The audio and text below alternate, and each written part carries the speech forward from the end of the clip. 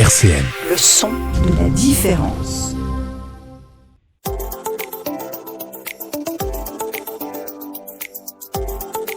À votre santé sur RCN. Bonjour tout le monde et bienvenue dans votre émission mensuelle À votre santé, toujours avec la CPAM. Et aujourd'hui, j'ai le plaisir de recevoir Vincent Fiorina, responsable du service prévention CPAM 54. Bonjour. Bonjour. Et Céline Clément, responsable de la prévention bucco-dentaire, CHU Nancy, faculté dentaire. Bonjour. Bonjour. Alors aujourd'hui, nous allons parler donc de la santé dentaire et on va parler aussi de MT Dents. Déjà, Vincent, c'est quoi MT Dents ? Alors, MT Dents, c'est un dispositif de l'assurance maladie à destination des enfants et des jeunes adultes, donc de 3 ans jusqu'à 24 ans. Et pour les femmes enceintes également, c'est un dispositif qui permet d'accéder à des consultations chez le chirurgien dentiste sans avance de frais, puisque c'est l'assurance maladie qui vous invite. Alors comment on peut bénéficier de ce service-là ? Alors, pour bénéficier de ce service, c'est simple, il n'y a rien à faire quasiment. L'assurance maladie vous envoie un courrier le mois précédent l'anniversaire, donc tous les 3 ans, à partir de l'âge de 3 ans. Donc, vous recevrez pour votre enfant à l'âge de 3 ans, 6 ans, 9 ans, 12 ans, 15 ans. Vous recevez pour votre enfant. À partir de 18 ans, il le reçoit lui-même, puisqu'il est majeur et il n'est plus un enfant, donc il est autonome au niveau de sa santé. Donc 18 ans, 21 ans, 24 ans, pareil, le mois précédent son anniversaire, on reçoit un courrier de l'assurance maladie qui invite à prendre rendez-vous chez son chirurgien dentiste. Sur présentation du courrier et du bon de prise en charge, vous avez accès à une consultation de prévention sur laquelle il n'y aura aucune avance de frais. C'est l'assurance maladie qui vous invite. Et si des soins en découlent, ils seront également pris en charge. Céline, quelle est pour vous l'importance de ce dispositif ? C'est important parce qu'il incite à faire de la prévention, c'est-à-dire à consulter sans douleur, sans peur, régulièrement. Donc c'est quelque chose dont on devrait tous bénéficier et faire bénéficier les autres en fait. Voilà, c'est surtout la consultation sans peur et sans douleur. Il y a aussi sur cette prévention le volet qui incite à avoir de bonnes habitudes d'hygiène dentaire. On peut rappeler un peu ce que ça empêche notamment l'apparition des caries. Oui, c'est ça. En fait, c'est un moment privilégié où le chirurgien dentiste peut parler avec l'enfant, les parents, et puis le jeune adulte, de ses habitudes alimentaires aussi, de la façon de se brosser les dents. C'est des techniques, en tout cas les techniques de brossage, de nettoyage des dents, ça doit évoluer pendant toute la vie.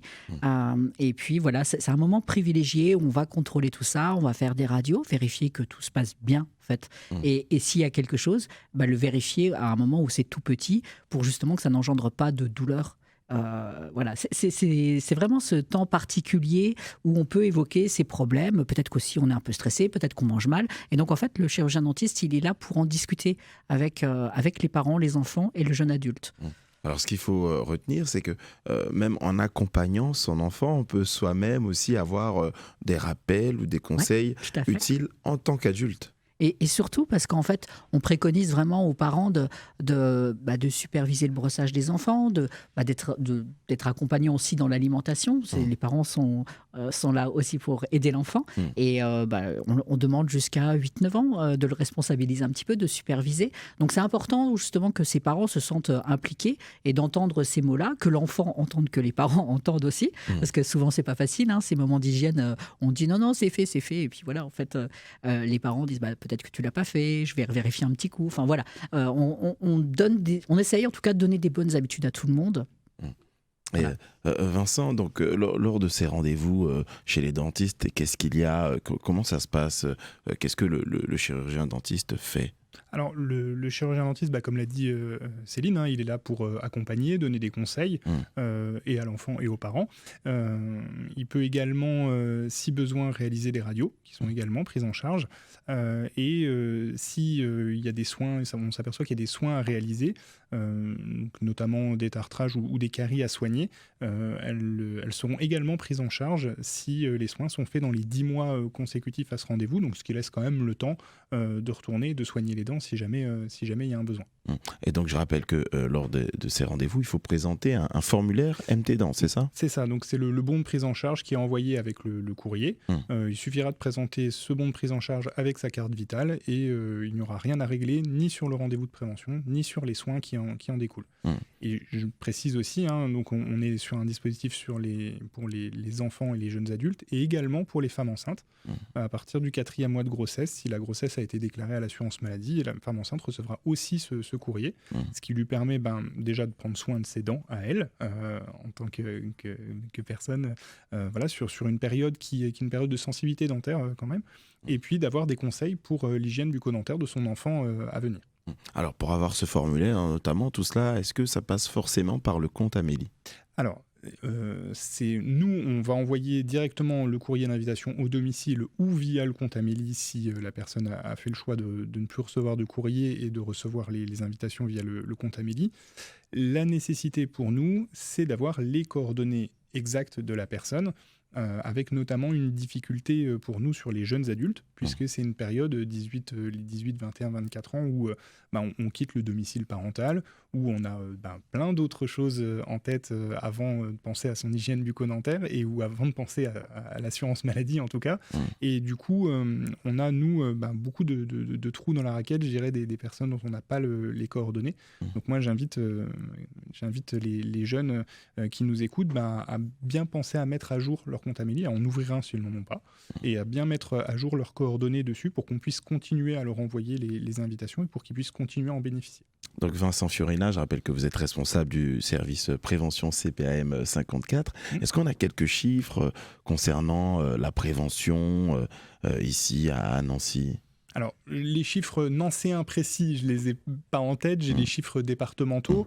On est sur un dispositif MT Dents où on a à peu près 3/4 des 70%, 3/4 des enfants qui en bénéficient, avec beaucoup plus de personnes qui en bénéficient entre 6 et 15 ans, puisque généralement, il y a les parents derrière. Alors, pareil, ça me permet de rappeler que le dispositif, c'est dès 3 ans et qu'on n'est même pas obligé d'attendre 3 ans pour emmener son enfant chez le dentiste. Dès qu'il y a des dents, on peut l'emmener. Ah oui, dès le plus jeune âge, on peut déjà emmener le bébé. Je pense que Céline sera d'accord avec moi. Dès les premières dents, on peut emmener son enfant voir un dentiste, à l'habitude en plus. Voilà. Et jusque 15 ans, on a une bonne participation et généralement, c'est après.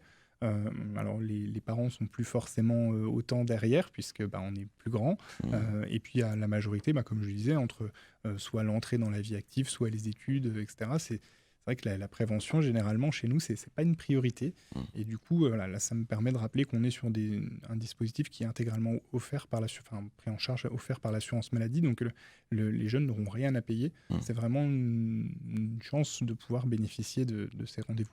Et au-delà de cet aspect-là, pour les adolescents, parce que, comme vous l'avez dit, c'est jusque 15 ans qu'on commence un peu à décrocher, visiblement.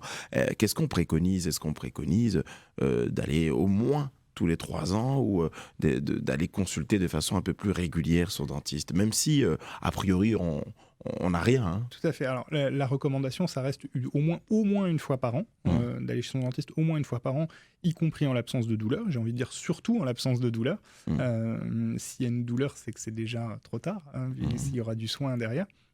Donc, la recommandation, c'est au moins une fois par an. Après, le dispositif MT Dents, c'est tous les 3 ans. Donc, pareil, c'est l'occasion au moins une fois tous les 3 ans de pouvoir bénéficier de rendez-vous sans rien avoir à payer. Alors, dans les autres cas, c'est des rendez-vous qui sont remboursés par l'assurance maladie. On prendra en charge, on remboursera. Mais là, pour le coup, il n'y a aucune avance de frais, il n'y a aucun euro à sortir. Donc, c'est intéressant. Et le rappel, puisque vous me demandiez les chiffres, si jusque 15 ans, on est à des taux de participation entre 60 et 70%, pour les jeunes adultes, on a des taux qui dégringolent et on a 1 sur 3 qui y va seulement. Donc voilà, pensez à mettre à jour votre adresse, créez un compte Amélie si vous n'en avez pas, renseignez bien vos coordonnées pour qu'on puisse vous inviter et n'hésitez pas à en bénéficier, vous pouvez aller chez le dentiste de votre choix, ça marche partout. Il me semble que Céline Clément est d'accord avec vous concernant ce halo, enfin en tout cas cette proportion-là des moins de 6 ans et des plus de 15 ans qui ne se rend pas forcément chez le dentiste de façon à faire de la prévention ou à essayer d'anticiper les maux. Donc vous complétez le propos de Vincent. Oui, tout à fait. En plus, c'est une période qui est particulièrement à risque. C'est peut-être aussi l'entrée dans certaines addictions. Le tabac, notamment, ça nous permet aussi d'en discuter avec les adolescents, les jeunes adultes. C'est aussi l'entrée dans la vie active. On sait que toutes les maladies buccales vont entraîner des perturbations de sommeil, de douleur, d'anxiété, même d'estime de soi. En fait, pour tout ça, c'est super important de pouvoir en discuter. Juste des fois, des malpositions, une carie peut entraîner un mal-être. Et donc, en fait, on est là pour en parler et justement pour avancer avec le jeune adulte sur ses freins, même à l'entrée dans la vie active, ou parfois ça peut perturber les études parce que ça fait mal et parce qu'on ne dort pas. Et voilà, on sait qu'il y a des effets sur les résultats scolaires. Et dès chez les tout petits, en fait. Alors, c'est vraiment la bouche, il faut l'envisager comme un moyen de s'exprimer, de sentir, de manger, vraiment d'avoir une vie sociale aussi. Et en fait, c'est en ce sens où on essaye de décloisonner et de l'envisager globalement avec la vie globale de la personne. Ce sont des sujets que vous traitez aussi à la faculté dentaire, cet aspect quasi psychologique de la santé bucco-dentaire. En fait, c'est envisager la santé dentaire dans la santé globale, dans le bien-être de la personne dans son intégralité. Et en fait, au lieu de cloisonner tous ces points, en fait, on essaye d'avancer sur la personne et son environnement, son accès à l'alimentation, son accès aux soins, son accès à des produits d'hygiène. En fait, c'est tout ça qu'on essaye d'évoquer avec nos étudiants pour qu'on puisse justement prendre en charge chaque personne dans sa globalité. Et vous évoquiez le fait que dans ces 15-24 ans, qui ne se rendent pas forcément à leur rendez-vous chez le dentiste ou qui ne prennent pas rendez-vous chez le dentiste, il y a peut-être aussi un manque d'information quant à la gratuité des soins. Oui, peut-être aussi sur la dispense d'avance de frais. On n'est pas obligé d'avancer pour cet examen-là. Alors, on disait le mieux, c'est de consulter une fois par an. Donc, parfois, on a besoin d'avancer. Mais là, pour le coup, ces examens, on n'avance pas. L'argent. Donc, voilà, il y a un frein aussi financier qui est levé et qui est proposé. Et ça, c'est très important, je pense. Pour toutes les personnes, mais dès l'âge de 3 ans, en fait. Voilà, on n'avance pas, c'est 23 € de consultation ou un peu plus, c'est 25 € même, et puis plus s'il y a des radios. Donc ça, on n'avance pas. Voilà. C'est vrai que c'est important de le rappeler en ces temps où on parle beaucoup de précarité estudiantine. C'est la proportion d'âge des 18, 24 ans qui se dit « Oh là là, peut-être ne pas aller chez le dentiste si je dois encore donner de l'argent », alors que... parce qu'on compte ses sous et 25 €, c'est 25 €. Bien sûr. Voilà, je pense que c'est un gros point pour lever cette barrière à la consultation. Vincent Fiorina. Alors, il y a 25 €, puis il y a tout le reste, parce qu'on se dit, je vais y aller. Alors déjà, pourquoi aller chez le dentiste si j'ai pas mal ? Voilà, ça c'est vraiment très français de se dire, tant que je suis pas malade, je vais pas voir mon médecin. La prévention, ça passe quand même très souvent après. Il y a ce côté-là. Il y a ce côté aussi, ah oui, mais si on me trouve quelque chose, si je dois faire un détartrage ou soigner une ou deux caries, il va aussi falloir que je paye ça. Alors que là, avec MT Dents, non, pour le coup, ça permet à tout le monde de se soigner et de bénéficier de soins bucco-dentaires. Et après, c'est l'occasion, et même s'il y a une carie, c'est l'occasion de le rappeler, une carie au début, ça fait pas mal. Et quand c'est pris à temps et quand c'est soigné tout de suite, c'est pas douloureux, et vaut mieux aller chez le dentiste quand on a pas mal et soigner une carie qui ne fait pas mal qu'attendre d'avoir mal et d'y aller. Et soit on va être sur des soins beaucoup plus douloureux ou beaucoup plus coûteux.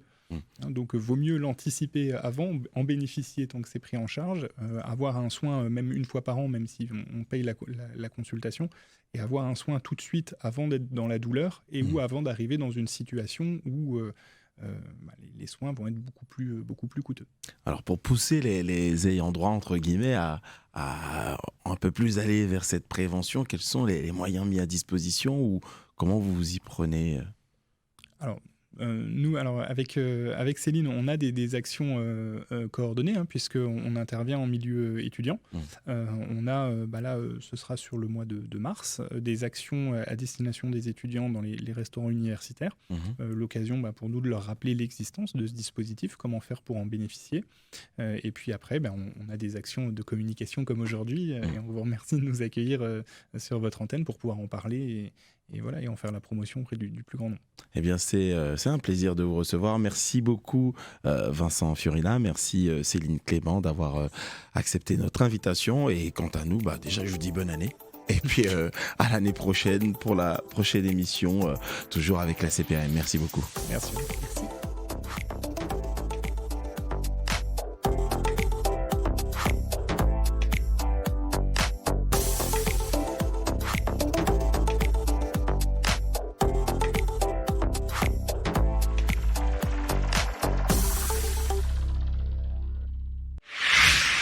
RCN, www.rcn-radio.org